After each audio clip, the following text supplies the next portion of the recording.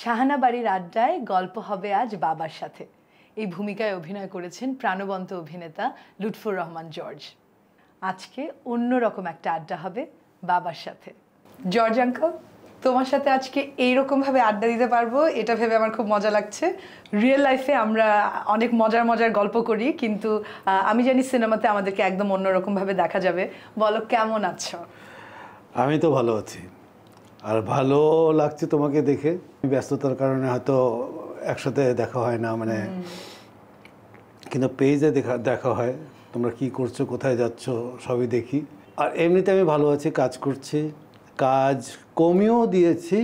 মানে মাঝখানে আমি প্রায় 5-6 বছর আমি টেলিভিশনের কাজ আমি একদমই করছিলাম না। লিসা তো আমার কাছে আমাদের দলের মেয়ে, আমাদের অনেক হয় না যে আমরা খুব মানে কোজি একটা ফ্রেন্ড গ্রুপ ছিল। তো লিসা আমাকে যখন বললো, তখন আমাকে বললো যে ছবি করবে। তো আমি তো খুব খুশি যে, আর আমি জানি যে ওর এর আগে কিছু ডকুমেন্টারি করেছে। ওকে বললাম যে কবে নাগাদ, মানে কবে তুমি করতে চাও? ও আমাকে সময় দিল, আমাকে আসো করবো। তো লিসা ঢাকায় আসলো, আমরা বসলাম, তো আমরা একসাথে কাজ করেছি অনেক দিন পর। লিসা তো পার্টি শার্টিতে ব্যস্ত ছিল, তো ও আবার কাজে ফিরে এসছে। ও কলোকাল ল্যাঙ্গুয়েজটা ওর মুখে আসছিল না, ওগুলোকে ঠিকঠাক করা হয়েছে। ও আর আমি অনেক সময় দিয়েছি, এখন অনেক হাসাহাসি করেছে এটা নিয়ে। ওকে বলেছি যে তুমি পার্টি গার্ল হয়ে গেছো, পার্টি। পরে যখন ও ক্যারেক্টারে ঢুকেছে, মানে অনেক ভালো করেছে। কিন্তু আমি যখন এই স্ক্রিপ্টটা পড়ছিলাম, যেভাবে ক্যারেক্টারটা বিল্ড আপ হয়েছে, ও যেভাবে শাহানারকে বিয়ে করেছে, তারপর শাহানার বেবি হয়েছে, তারপর শাহানার বেবি আরেকজনের কাছে বড় হয়েছে, যেভাবে ঘটনাটা ঘটেছে, তো এই লোকটা এইরকমই হওয়ার কথা। বাবা তো দীপাকে অনেক ভালোবাসে। দীপার যে স্বপ্ন দেখে, বাবাও দীপার স্বপ্নকে সাপোর্ট করে। কিন্তু বাবার সাহস নাই, কারণ বাবা আরেকজনের উপর ডিপেন্ডেন্ট। এটা না অনেক পীড়াদায়ক, অনেক পীড়াদায়ক, কষ্টকর একটা ক্যারেক্টার। মানে এই ধরনের মানুষের যে কি কষ্ট, সে ওর স্বপ্ন দেখতে পায়, কিন্তু ওর স্বপ্নতে ও হাত ধরে তাকে টেনে নিতে পারে না। তো এইটা না, এই বাবার ক্যারেক্টারটা না অনেক কষ্টদায়ক ক্যারেক্টার। মানে ভেতরটা না মানে একেবারে ভার হয়ে থাকে। তুমি একটা যখন এরকম ক্যারেক্টার করো, যেটা তোমার থেকে একদম নর্থ পোল সাউথ পোল, তুমি কিভাবে প্রিপেয়ার করো সেটার জন্য? যখন মানে আমি নতুন নতুন স্ক্রিপ্ট পাচ্ছি, তখন তো নতুন গল্প পাচ্ছি আমি। হ্যাঁ, এই গল্পের সাথে তো আমি পরিচিত না। আমি প্রতিটা ক্যারেক্টার এখনও যখন আমি একটা নতুন ক্যারেক্টারে যাই, আমার দুটো সিকোয়েন্স না হওয়া পর্যন্ত আমি মানে রিল্যাক্স হই না। তো আমরা ক্যারেক্টার আসলে আমি অ্যাক্টিং করি না। আমি না মানে অ্যাক্টিং যদি করতে বলে আমি পারবো না, যে তুমি অ্যাক্টিং করে দেখাও।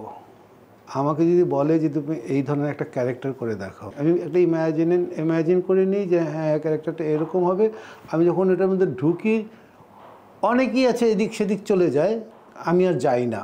কিন্তু এই ছবিতে আমরা যেভাবে কাজ করেছি, বাড়তি কথা না, যার যার কাজ শেষে করে যাচ্ছে, কোথাও কোনো কিছুর কমতি ছিল না। খুব ঠান্ডাভাবে কাজটা করেছি, খুব ঠান্ডাভাবে বের হয়ে আসছি। আবার আমার ওই ক্যারেক্টারটা আমাকে ওই ধরনের কি বলে পরিবেশ দিতেই হতো। আমরা যখন একসাথে সিনগুলো করেছি, আমি দেখেছি যে তুমি তোমার টেকনিক্স কিভাবে ব্যবহার করেছো। যে একটা এরকম ইমোশনাল সিন ছিল আমার মনে আছে, আর তুমি তো 1 সেকেন্ড ধরো এখন হাসাহাসি করছি, অ্যাকশন বললো, মুহূর্তে তুমি ওই ক্যারেক্টারটা ধারণ করতে পারতে। কিন্তু আমি তো হেসে, কিন্তু তুমি আমার মনে আছে একটা সময় তুমি বললে যে তুই আমার সাইনের জন্য অপেক্ষা কর, এবং আমি আমার ডায়লগ বলছি একসময় তুমি আমার মাথায় হাতটা রাখলে একদম সময় মতো। আমি জানি না, তুমি নিশ্চয়ই জানো যে তোমার টেকনিক অনুযায়ী যে এই সময় আমি যদি ওকে এইরকমভাবে সাপোর্ট করি, সাথে সাথে আমার কান্না, মানে you made my job so easy. আমার এরকম অনেকবার অনেকের সাথে আমার এরকম ঘটনা ঘটেছে। ধরো একটা নিউ কামার, মানে একটা মেয়ে কখনোই অ্যাক্টিং করে নেই। ওদেরকে দিয়ে যখন কাজ করি আমি ওদের সাথে, তখন এমন এমন কিছু জায়গা আসে যে ওদের কান্নার হয়তো সিন আছে, মানে ওরা অ্যাক্টিংটা করছে কিন্তু কান্নাটা করতে পারছে না। তা আমি ওকে বললাম যে তোর বাড়ি কোথায় রে? ও বললো কুষ্টিয়া। তাকে বাড়ি যাস না কতদিন? এতদিন। তোর বাবা আমাকে দেখিস না কতদিন? এতদিন। তখন ওকে আমি কানে কানে বললাম যে তোর বাবা যে তুই যে ঢাকায়, তোর বাবা অনেক কষ্ট পায় না? তখন আমি একদম সাউন্ডলেস ওকে এটা আমি কানে কানে বলি। তখন আমি ওকে বলি যে শুরু কর, রোল কর। আমি আবেগটাকে পুরো একদম ওর জন্য ভিতরে ঢুকাই। তারপর আমি আমার ডায়লগটা, ওর বাবা হিসেবে আমার ডায়লগটা আমি যখন ওকে বলি, তখন আমি ওর মুড অনুযায়ী আমি বলি।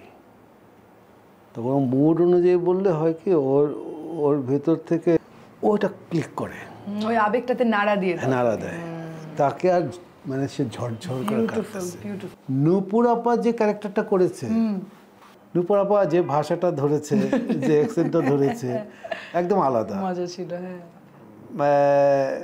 আমাদের এই রুমা, ওকে যে ধীর স্থির ভাবে যে ক্যারেক্টারটা করেছে, অনেক ভালো করেছে। তুমি তো ভালো করেছই, সবচেয়ে ভালো করেছে, মানে টেনশন ক্রিয়েট করেছে নিজে, সেটা হচ্ছে আমাদের ডিরেক্টর। খুব লিজা আপা সব থেকে ভালো পারফরমেন্স। তো যে জন্য আজকের এই পুরো আয়োজন, আমরা দর্শকদেরকে বলি যে আমাদের সিনেমা আসছে সেপ্টেম্বরের 19 তারিখে আসবে। আমরা যাব সবাই মিলে দেখতে। আপনারা এই ছবিটা দেখেন, ভাল লাগবে। একদম ফ্যামিলির মতো, মানে একদম ফ্যামিলি ড্রামা। আপনাদের প্রত্যেকেরই ভাল লাগবে, প্রত্যেকের ভাল লাগবে। তাহলে সবাই আসুন, পরিজন, পরিবার, বন্ধু বান্ধব, প্রিয়জন সবাইকে নিয়ে আসুন 19শে সেপ্টেম্বর বাড়ির নাম শাহানা দেখতে। জি।